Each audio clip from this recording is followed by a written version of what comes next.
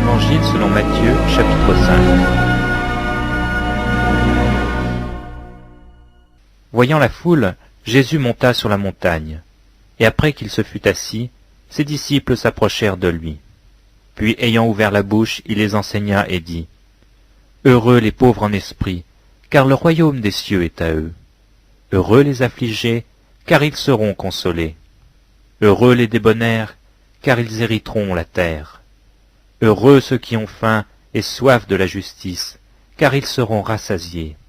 Heureux les miséricordieux, car ils obtiendront miséricorde. Heureux ceux qui ont le cœur pur, car ils verront Dieu. Heureux ceux qui procurent la paix, car ils seront appelés fils de Dieu. Heureux ceux qui sont persécutés pour la justice, car le royaume des cieux est à eux. Heureux serez-vous lorsqu'on vous outragera, qu'on vous persécutera, et qu'on dira faussement de vous toutes sortes de mal à cause de moi. Réjouissez-vous et soyez dans l'allégresse, parce que votre récompense sera grande dans les cieux, car c'est ainsi qu'on a persécuté les prophètes qui ont été avant vous. Vous êtes le sel de la terre, mais si le sel perd sa saveur, avec quoi la lui rendra-t-on? Il ne sert plus qu'à être jeté dehors et foulé aux pieds par les hommes. Vous êtes la lumière du monde. Une ville située sur une montagne ne peut être cachée. Et on n'allume pas une lampe pour la mettre sous le boisseau, mais on la met sur le chandelier, et elle éclaire tous ceux qui sont dans la maison. Que votre lumière luise ainsi devant les hommes, afin qu'ils voient vos bonnes œuvres et qu'ils glorifient votre Père qui est dans les cieux. Ne croyez pas que je sois venu pour abolir la loi ou les prophètes. Je suis venu non pour abolir, mais pour accomplir. Car je vous le dis en vérité, tant que le ciel et la terre ne passeront point, il ne disparaîtra pas de loi, un seul iota ou un seul trait de la lettre, jusqu'à ce que tout soit arrivé. Celui donc qui supprimera l'un de ces plus petits commandements et qui enseignera aux hommes à faire de même, sera appelé le plus petit dans le royaume des cieux. Mais celui qui les observera et qui enseignera à les observer, celui-là sera appelé grand dans le royaume des cieux. Car je vous le dis, si votre justice ne surpasse pas celle des scribes et des pharisiens, vous n'entrerez point dans le royaume des cieux.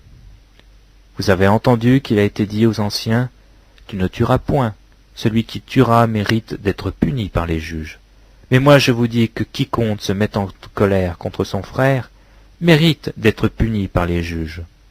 Que celui qui dira à son frère « Raca » mérite d'être puni par le Sanhédrin.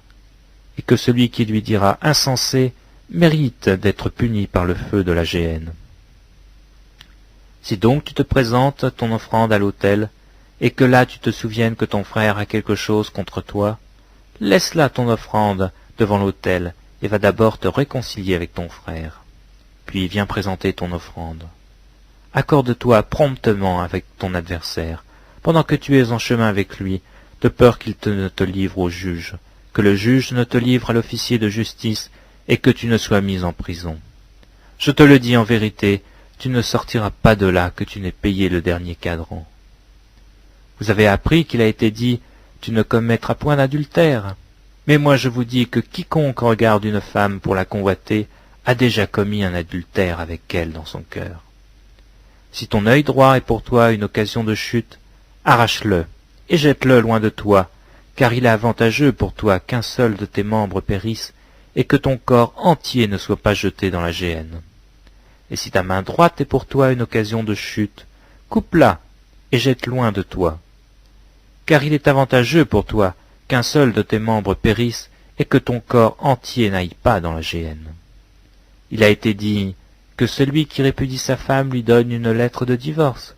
Mais moi je vous dis que celui qui répudie sa femme, sauf pour le cas d'infidélité, l'expose à devenir adultère, et que celui qui épouse une femme répudiée commet un adultère. Vous avez encore appris qu'il a été dit aux anciens, « Tu ne parjuras point, mais tu t'acquitteras envers le Seigneur de ce que tu as déclaré par serment. » Mais moi je vous dis de ne point jurer autrement, ni par le ciel parce que c'est le trône de Dieu, ni par la terre parce que c'est son marchepied, ni par Jérusalem parce que c'est la ville du grand roi.